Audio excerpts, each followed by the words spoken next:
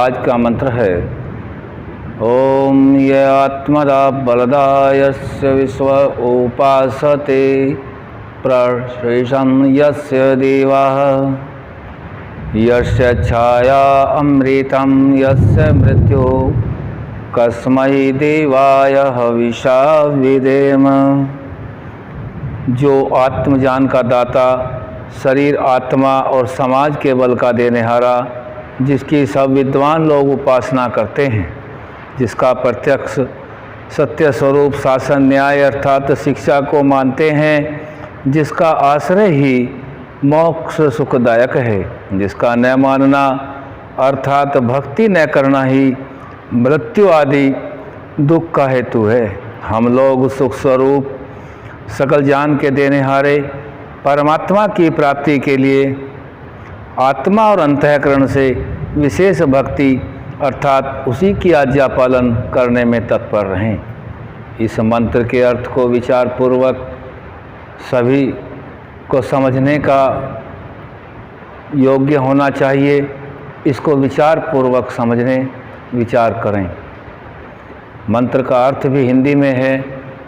यह आचरण में आ जाए, इसके अनुसार हमारा कार्य जितना भी दैनिक हम करते हैं जीवन भर में भी, वो सभी विचार पूर्वक होने लगें। इस मंत्र का विचार करेंगे क्योंकि ज्ञान ईश्वर का है और ऋषियों के माध्यम से मनुष्यों तक आया है। मंत्र में आया है जो आत्मज्ञान का दाता, हे परमपिता परमात्मा, आप आत्मा में ज्ञान के देने वाले हैं। आत्मा ही इस शरीर का स्वामी है। आत्मा पवित्र होगा तो इस शरीर रूपी मशीन से भौतिकता में हम पवित्र कार्य ही करेंगे। शरीर, आत्मा और समाज के बल का देने वाला, जब आत्मा पवित्र होगा और इस शरीर रूपी मशीन से पवित्र ही कार्य होंगे तो शरीर में, आत्मा में और समाज में मनुष्य का बल बढ़ेगा। शरीर, आत्मा और समाज के बल का देनेहारा, जिसकी सब विद्वान लोग उपासना करते हैं। विश्व, यहाँ इस शरीर को बताया गया है। यह शरीर एक विश्व है। जितना पदार्थ वृहद रूप में ब्रह्मांड में है, सूक्ष्म रूप में उतना ही इस शरीर में मौजूद है। जिसकी विद्वान लोग उपासना करते हैं।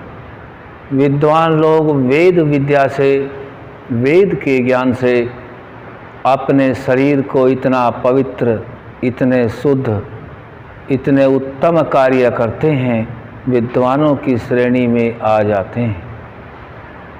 और वह जितने भी विद्वान हैं उस परमपिता परमात्मा के शासन को, न्याय को और शिक्षा को मानते हैं।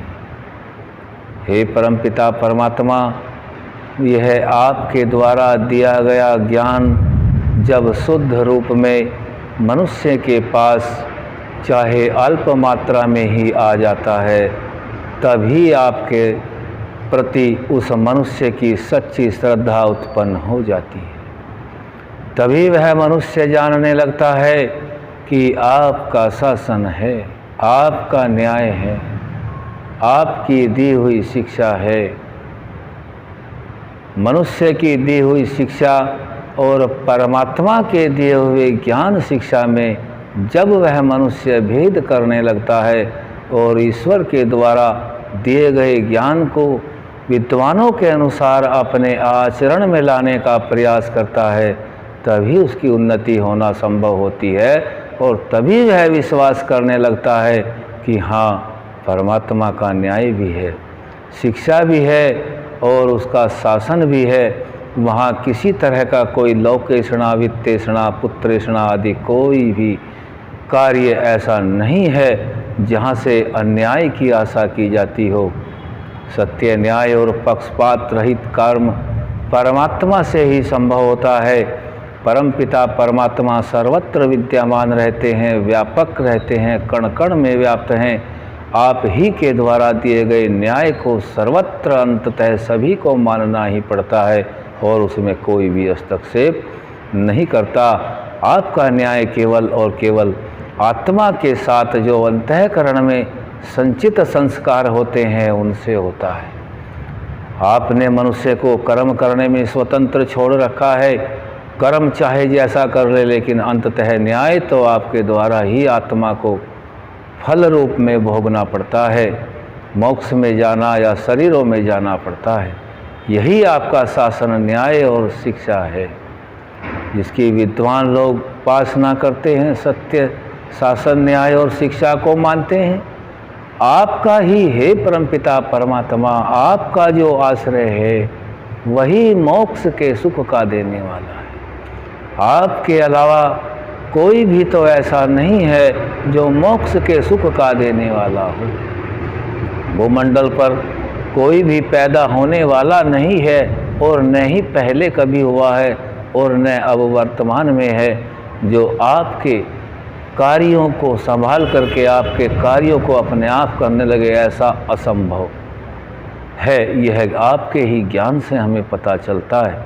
आप सर्वोपरि हैं। आपके आश्रय से ही मोक्ष यानी कि सुख को मनुष्य प्राप्त कर सकता है और आपको न मानने से ही अनेक जन्म जन्मांतरों में दुख को भोगना पड़ता रहता है। अनेक जन्मों का होना, अनेक बार मरना, अनेक बार अन्य अन्य कर्मों का करना, कभी कर्म भोग करना, कभी मिश्रित कर्म करना, कभी भोग योनि में रहना, कभी कर्म योनि में रहना, ये सभी दुखों के कारण हैं। आपके आश्रय से ही इस दुख से छूटा जा सकता है। मृत्यु आदि दुखों का कारण आपको न मानने से होता है। जब हम आपको बराबर मानते हैं तो इन सब दुखों से छूट करके मोक्ष का आनंद आपके आधार से प्राप्त करते रहते हैं प्रभु। और आपको प्राप्त, आपकी समीपता, आपकी उपासना करने के लिए यहाँ इस मंत्र में विधि भी बताई गई है। आत्मा और अंतःकरण से विशेष भक्ति करें। आत्मा और अंतःकरण से जब हम भक्ति करने लगते हैं, जब परमात्मा की उपासना करने लगते हैं, तो शरीर के जितने भी अंग आत्मा और अंतःकरण को छोड़ करके हाथ, पैर, आँख, नाक, मुँह, जीभ और दो मलमूत्र के द्वार, जितनी भी ज्ञानेंद्रियाँ, कर्मेंद्रियाँ, ये सब जो हैं एक रस होकर के सब शांत हो जाती हैं। वह इस प्रकार से शांत हो जाती हैं। यह विधि बताई गई है परमात्मा की उपासना, परमात्मा की श्रद्धा प्राप्त करने के लिए, परमात्मा की कृपा का पात्र बनने के लिए। यह विधि इस प्रकार से है। अपने शरीर के सभी कार्य करने वाले अंगों को इस प्रकार से सुरक्षित रखना, संचित रखना, कर्म न करने देना। जैसे कछुआ किसी भी स्थिति में जब आहट आदि होता है, अपने सभी अंगों को समेट करके अपने खोल के अंदर सुरक्षित रहता है, कोई क्रिया नहीं करता।